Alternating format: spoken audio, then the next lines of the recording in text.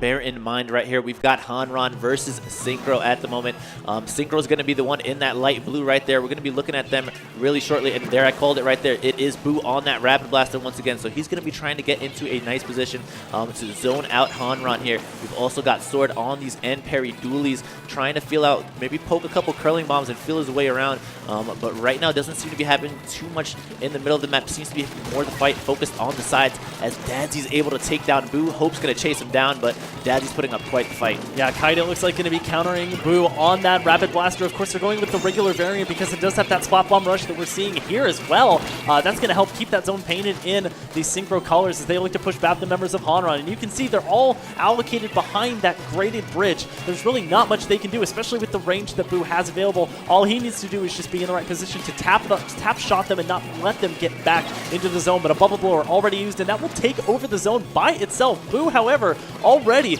with a splat bomb rush yet again, and they're going to use multiple specials to try and keep this one in their favor. Yeah, but it seems like most of the team is going down. It is going to be Pugly on that Splatling, painting up the zone, securing it for his team. If they're able to hold for just a bit longer, they're going to be able to get this lead as well, but seems like Synchro is pushing them back quite a bit, able to get the lead and a couple picks at that, so this lead can be pushed even further. Dadzy's looking for where he can help out his team and paint up this zone with that end zap right now, but it seems like for the most part, Hanran is being in control of this game. Yeah, that's another large difference between the comps here is that Hanran does have that ink armor that's going to allow them to survive one of those extra hits. It's so nice when fighting a team that's relatively aggressive like Synchro is. Nice kill there onto Pokus. He was using the Tenet missiles and both. It looks like Kaida and Bran are able to get away from that. And now Bran popping the inkjet here just to make sure that nobody can enter from Synchro. As I mentioned before, you can either use it as a slaying special or as one of those zoning specials. He will come away, I believe, with the kill on Boo because of it, and that should just about do it. They're stopped at 3. That's a 3-down situation, however, and that will lock it down. A couple of extra specials used, but Hanran will take game 1. Yeah, right there. We saw the Sorella Brella of Hope right there trying to make something happen with that bomb rush, but he was the last one left, and it wasn't able to outpaint the entire team that was Hanran right there. So Hanran's going to be taking the early victory in this set. That's going to be them going up 1-0, and they've got to be feeling good about themselves, especially after a little bit of a disappointing day 1. Yeah, it's I think for a few of these teams, sort of a redemption day for them. They really have to dig deep and say, okay, do we deserve to be here or not? And I really do enjoy the waterfall format because the later you get into the tournament, the easier it is for you to match up your team if you're on one with, you know, a team of your similar caliber and skill level. So in theory, you shouldn't be losing out until you meet up a team that's just slightly better than you. Not a stomp or anything like that, but just a little bit better than you. So we do move on now to Rainmaker on Mako Mart. I think this does play pretty well to both teams' play styles. Boo, if he elects to bring that Rapid Blaster in, he can be as aggressive or passive as he wants to. He can stay on top of that platform and just try and tap shot people to death from way far away, or they can be aggressive, try and go around that hallway on the right-hand side and try and get behind the enemy team. Of course, Bran, Kite, looking forward to seeing them on some short-range weapons as well. I would be surprised if they didn't run the ink armor yet again. I think that gave them the inherent advantage against a team that's used to killing people in a certain number of hits before going down, and that's how they avoided a lot of their trades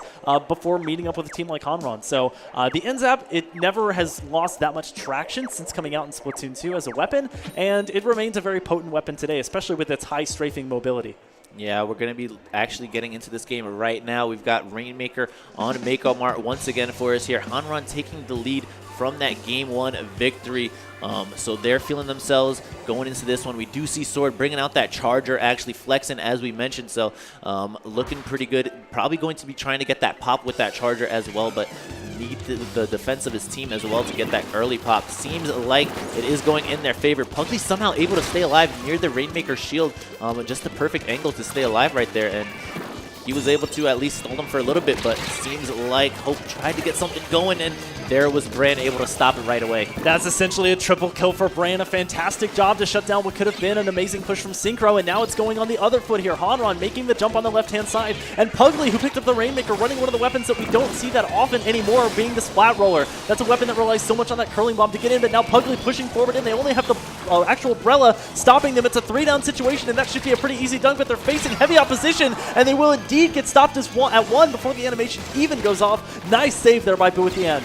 Yeah, they were able to stop that one with some well-placed shots, especially from that dually sculpture was providing so much fire for them. So now they're still fighting in their spawn, however. Looks like they're trying to get something going.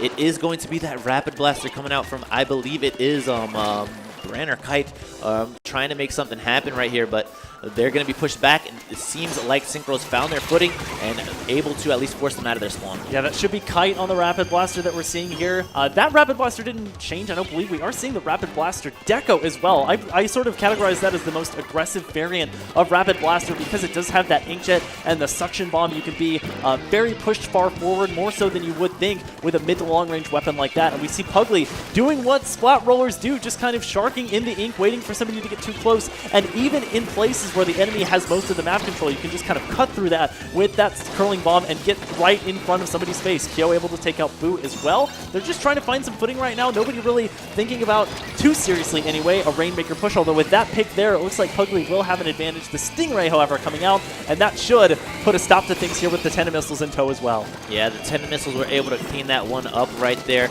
taking out Pugly pretty quickly right now. It seems like, once again, Hanran in complete control.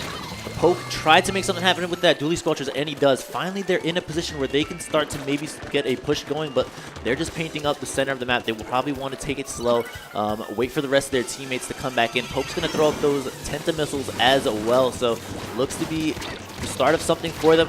Ooh, but it wasn't able to outrange the roller right there. That was an amazing vertical flick there from Pugly to finish him off, and that's something I see a lot of more inexperienced teams do. They sort of feel the pressure of the clock on them and say, okay, we have to push now, we have to get something going now. But what you're seeing here is that both teams are sort of biding their time, waiting for those specials to get up, making sure they have the map control, and it has swung very heavily in favor of Hanran yet again, and they are taking the more predictable left-hand side flank. So nice job there by Poke to finish them off. They did have that extra added range once they rolled through.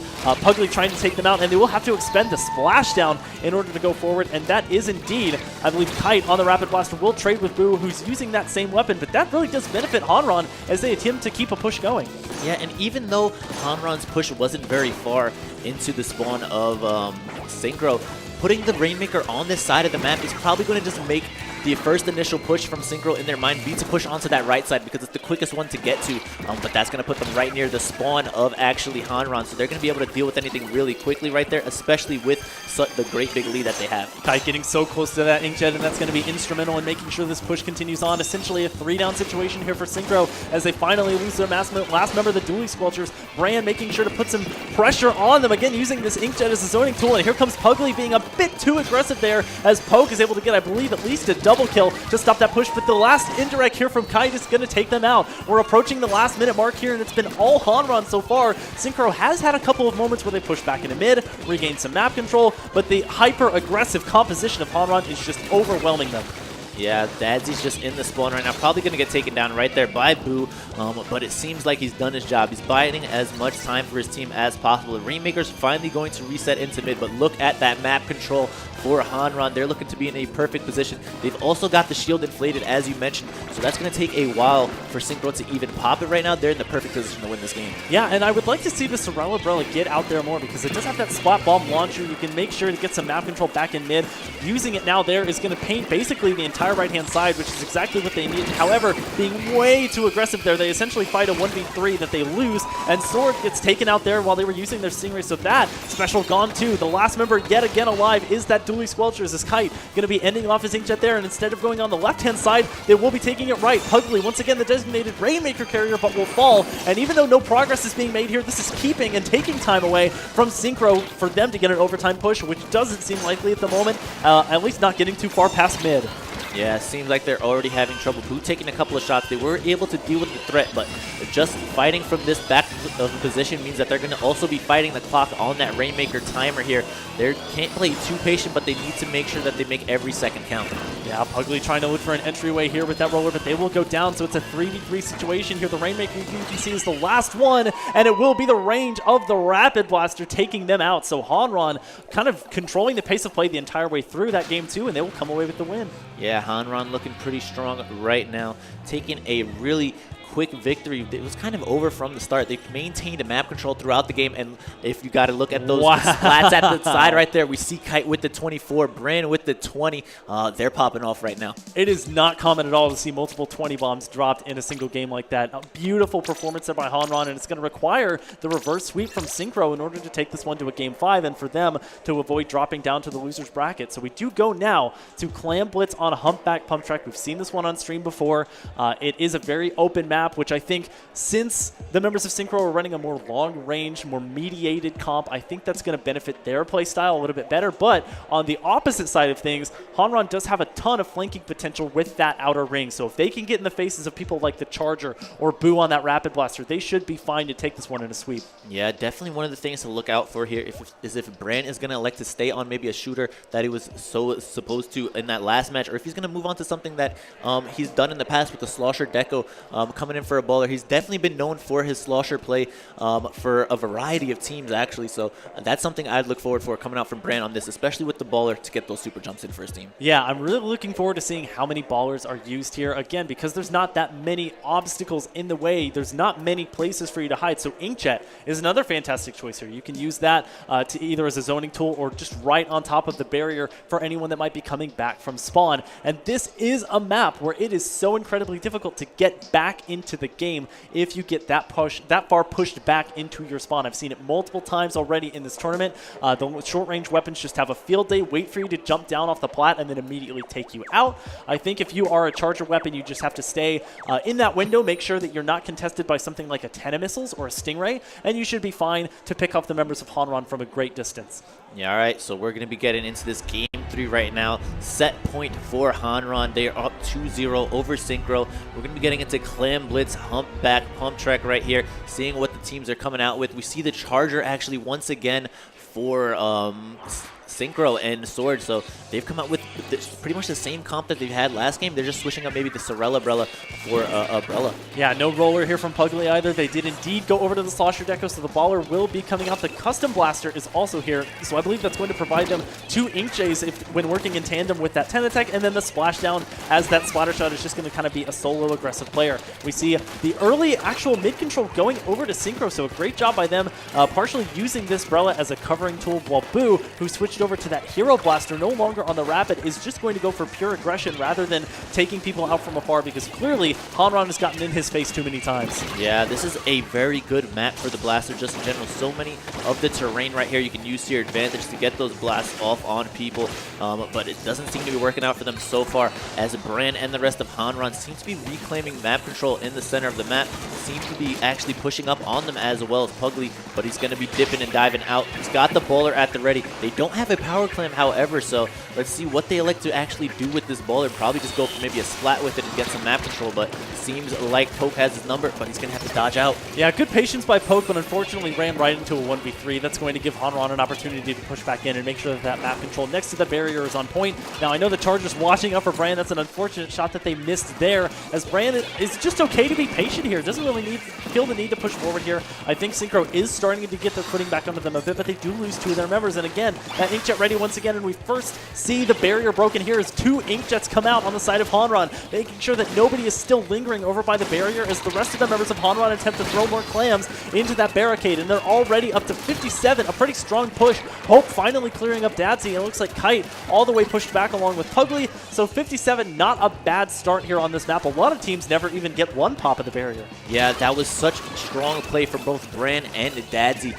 We saw Brand had the power clamp. He threw it over onto the other side so Dadsy could score, and then also following up Brand with the Inkjet as well. So much strong plays coming out from the 2 of them to maintain that. His Inkjet bought so much time for Dadsy to throw in even more clams and build that counter down even further. So definitely have to give props to Brand on that one for making that happen. But here it is, it's Synchro. They've got 25 clams at the ready. They can definitely push this one back. They just have to execute properly. Yeah, at the same time, I like the evolution that we're seeing here from Synchro. They're clearly learning Hanran's playstyle, and they're learning that they can be patient and get that map control in. Nice job getting 2 kills there on the Poke and Hope, and it seems like Hanran is trying to carve themselves out a niche again. Map control, though, very heavily split as Hanran attempts to clean it up. Boo, the only surviving member, can't do as much on that plat as he would be able to do with the Rapid Blaster, but in the meantime, he's distracting people like Dadsy from the other members of Synchro that are jumping down. Able to get a couple of shots off, but not finish off the kill, and the barrier yet again is broken, taking away all but 1 point of the penalty that currently rests with Hanran.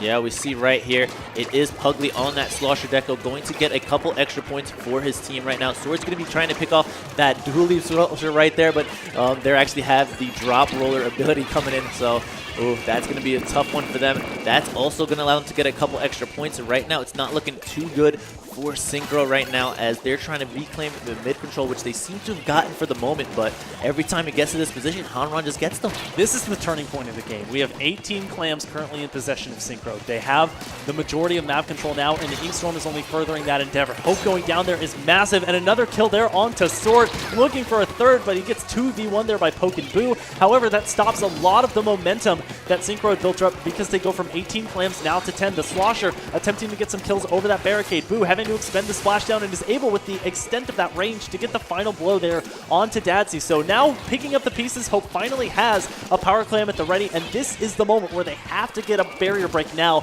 because they can't do it in the final 45-30 seconds of the match. Yeah, definitely not looking too good for them. That's going to be a full wipe coming in. Hanran looking pretty strong right now. We do see them trying to just shark it out. Not many of the players on the side of Hanran are painting too much. They're just going to wait for Synchro to come in onto them and maybe get an unsuspecting kill, but that doesn't work out for them as Boo actually takes one down. They're trying to get something sneaky over here onto the left, but it seems like Brand's going to be able to score that quickly, and they're also going to be jumping in further with a splashdown at the ready. Fortunately for Synchro, there are no clams on the side of Hanran, so this push is effectively over, but that's got to hurt. Yeah, this is essentially adding insult to injury at this point. I think Synchro really not in a great position to make a push here. They have to spend all this time trying to win a team fight, get the map control back, get over to the barrier, and then they have to get to 33 when they haven't even gotten one barrier break so far. We do see a great shot there, a direct there onto Kite as they have their splashdown at the ready, but I'm not sure they're going to have enough in them. Poke needs to get over to that barrier now after trying to get a kill here, but they're just being too heavily accosted by multiple members of Hanran who know that all they have to do is play goaltender in front of that barricade. Pugly will go down, however. Poke not able to get the throw off, and that will likely be at 3. Now 4 members go down as Hanran fully wipes Synchro, and that should be the end of the game here. Hanran looking to close this one out as soon as the overtime ends it, and they will take the victory over Synchro 3-0. Yeah, Hanran definitely turned it around from their day one performance, looking very strong right now, especially that they look so dominant on 3 different modes, so they're looking to kind of make it far into this bracket. That's going to put them into the round 2 of the winner's side of this top 24 cut here, and we're looking actually at the slats right there. It seemed pretty even for the most part, but Hanran just executed